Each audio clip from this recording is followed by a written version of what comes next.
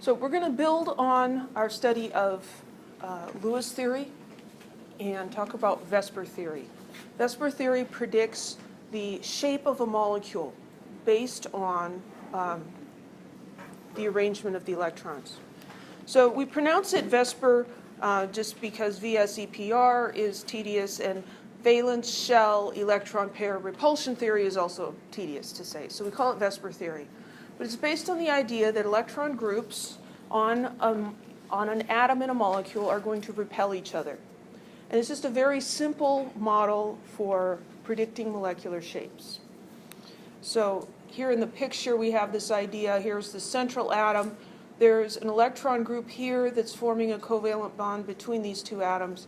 Here's another electron group, and here's another one. These electron groups repel each other, so they're going to spread around that central atom to minimize the repulsions. That's the basic idea of VSEPR theory. We're talking about the repulsion of electron groups, so we need to define what we mean by an electron group. An electron group can be a lone pair of electrons. It can be a single bond, a double bond. A double bond is two bonds, but they are tied together, and so they count as one group.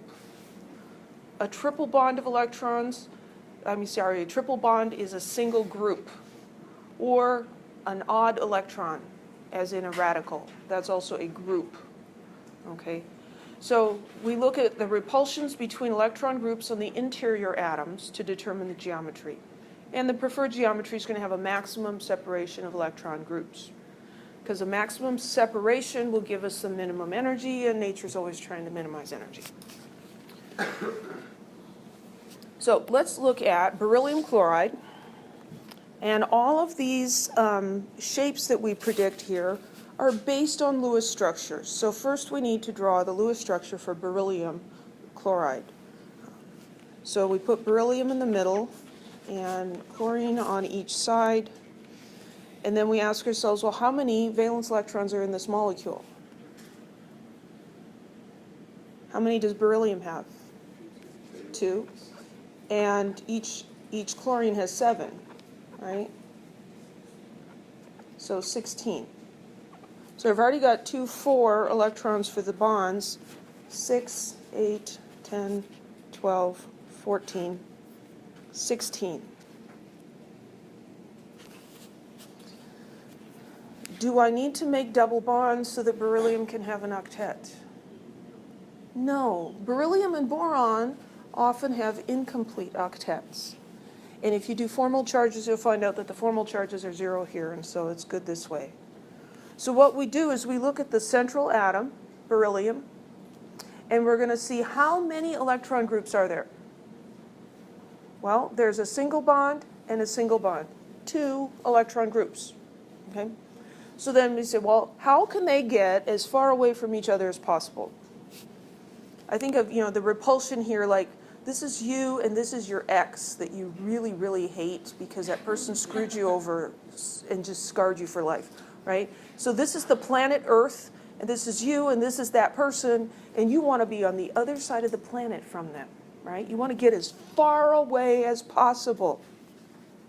So that's what the electron groups do. They're going to be on opposite sides of the central atom. So here's a ball and stick model. Here's the beryllium atom in the middle. We have 1 bond over here, 1 bond over there. There are the chlorine atoms. And so we look at this molecule and we describe it as linear because these 3 atoms form a line, right? So this is a linear geometry. And this is confirmed by experimental observation. So 2 electron groups, linear geometry. Any questions?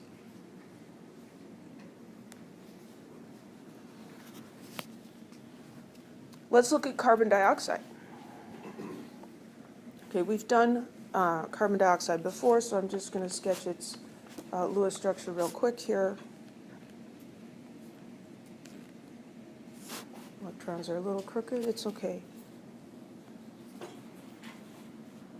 So we look at carbon, the central atom. How many electron groups? 2. Double bond? Double bond. A double bond counts as 2 groups. because this double bond, even though it is two bonds, those two bonds are between carbon and oxygen, and so they can't move away from each other. They're tied together. They have to be together. So this double bond and that double bond, two groups, again, we get a linear geometry because those two groups are going to be on opposite sides of the central atom. Questions? What if we have three groups? Let's look up boron trifluoride. I think we did this one in lecture.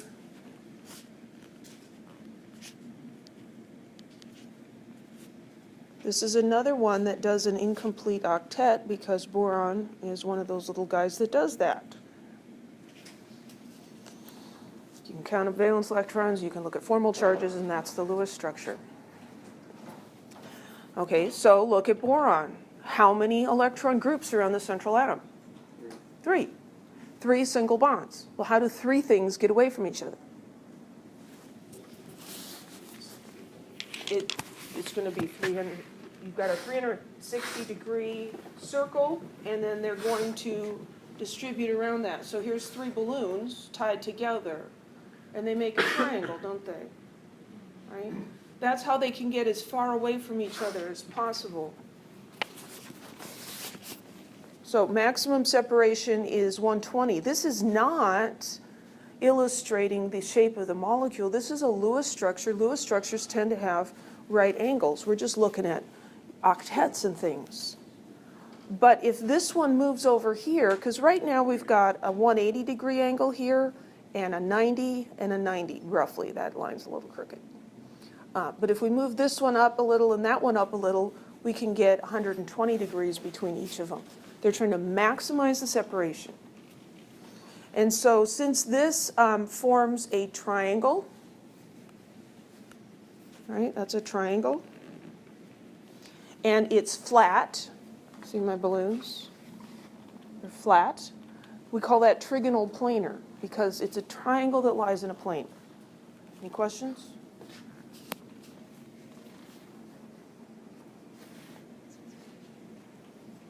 Formaldehyde, CH2O. So here's the Lewis structure for formaldehyde. We look at the central atom. There's 1, 2, 3 groups. Remember, a double bond is a group, one group of electrons. So 3 groups are going to arrange themselves in a trigonal planar shape. But now the things that are around that central atom are not all the same, like they were with boron trifluoride.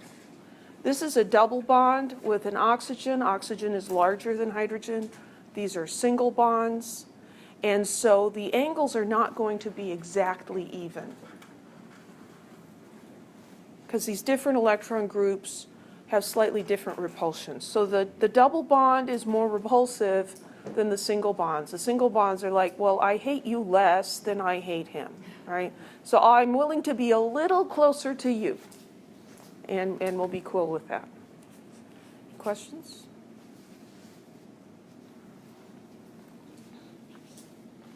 So when we get to 4 or more groups, things get three-dimensional and they get harder to draw, right? So here we have balloons in the pictures, and then I also have balloons in the classroom. I think the best way to learn VSEPR theory and to be able to answer questions and predict geometries is to think about the balloons, okay? You can play with them later if you want to during lab. Once you get a picture in your mind of what the balloons do, then it's easy to remember because the atoms are going to do what the balloons would do. So here we have a representation of a linear geometry. So the balloons are representing the electron groups, not the atoms. Where they're tied together, that's the central atom. So all of the electron groups are attached to the central atom, so that's why the balloons are tied to each other. But then they're going to spread out. 2 balloons are going to be on opposite sides of that knot. And 3 balloons are going to make a triangle, and it's going to be flat. So now we can see what happens when we put in a 4th balloon. Okay, so here I've got the 3 balloons. You see how they're flat? And if we tie in another one,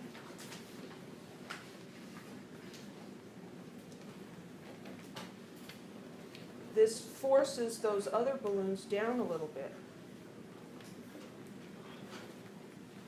Okay, it's not super obvious, but this white balloon on the top is pushing these guys down a little bit so that they're not completely flat anymore.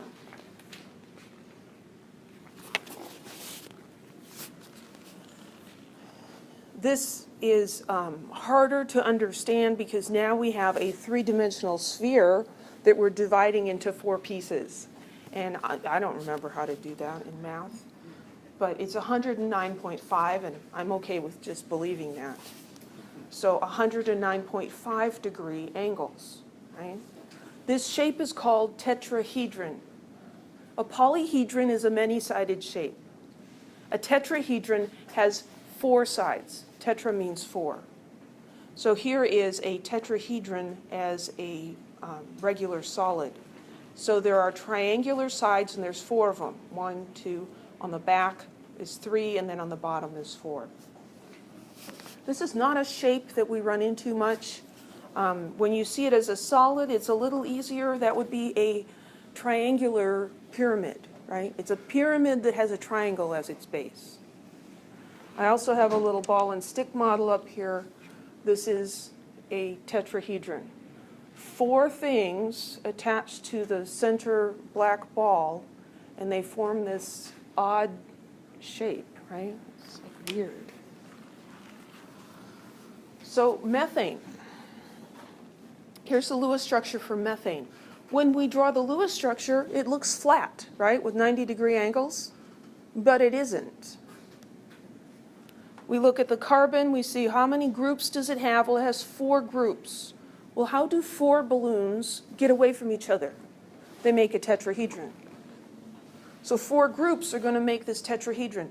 This hydrogen being added on top pushes these guys a little closer together, because otherwise this would be a 90-degree angle, and these hydrogens are like, well, we don't like you, and I don't like you, and I don't like you. How can we get away from each other?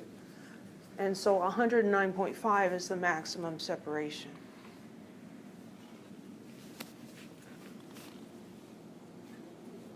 About 5 groups. Okay, so now we take our tetrahedron and we add another one to it.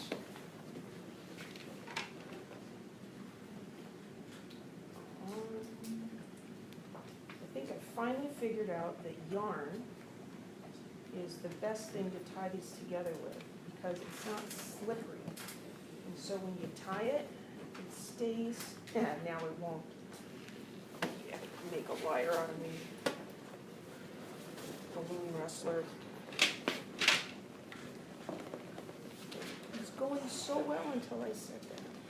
So you want to put 5 balloons into 1 balloon? Yeah, I'm tying 5 balloons together. And it's actually much more difficult.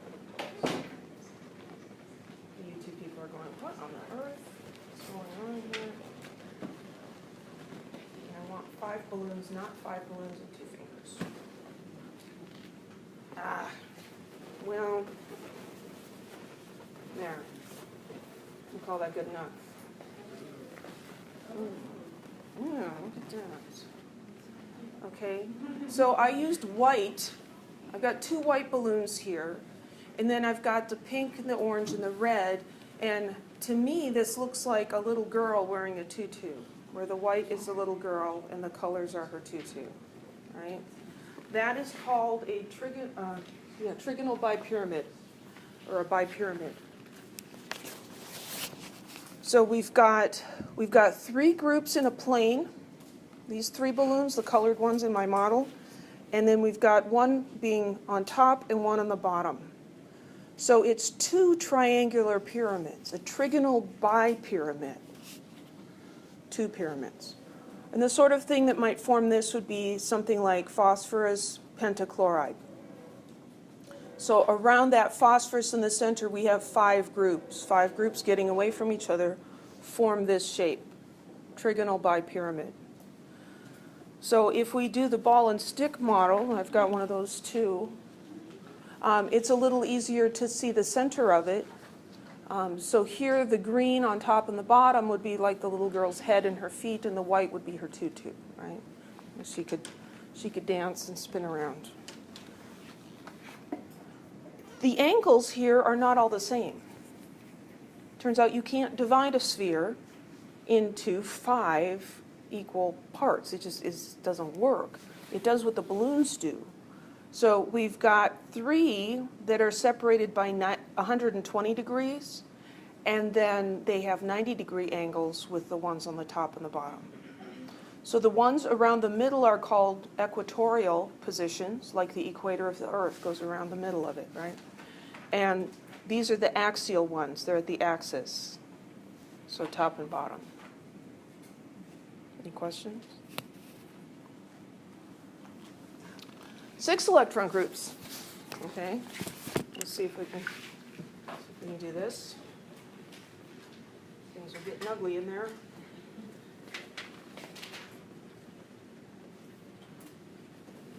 What I really need to do is learn to bend the knots. Or not. And I tried it out in my office, and it seemed like it was going to be working really well. So that shows that it doesn't go any better when I plan it than when I don't plan it. So next time I just won't plan it. But hey, that worked out okay. So now the tutu is fuller, right? There's 4 balloons around the middle, and still 1 on top and 1 on the bottom. So there's the illustration of the balloons. This is an octahedron. An octahedron is a polyhedron with 8 sides. And again, the sides are triangular. So there's 2 square pyramids, 1 on top and 1 on the bottom, but we call it an octahedron. Sulfur hexafluoride would have 6 single bonds. That would be 6 groups of electrons. And this is how they get away from each other. Now we have 90-degree angles between everything.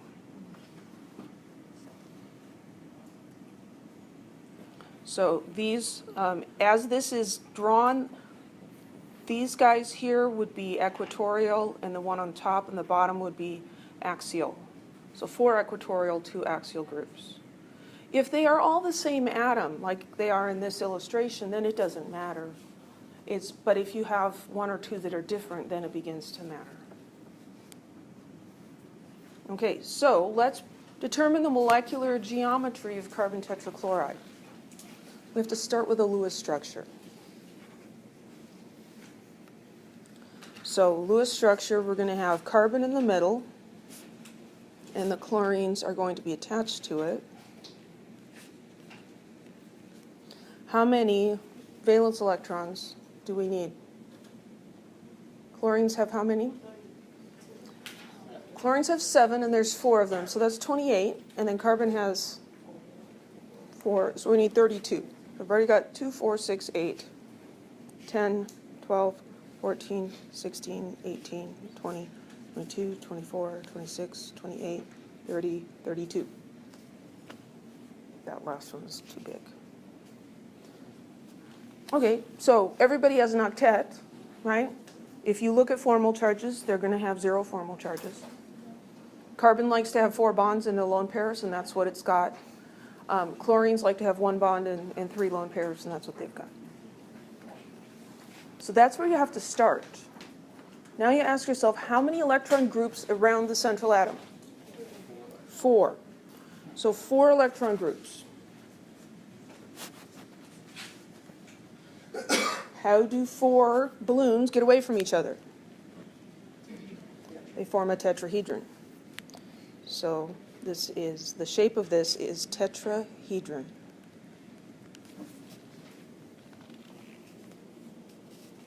Questions?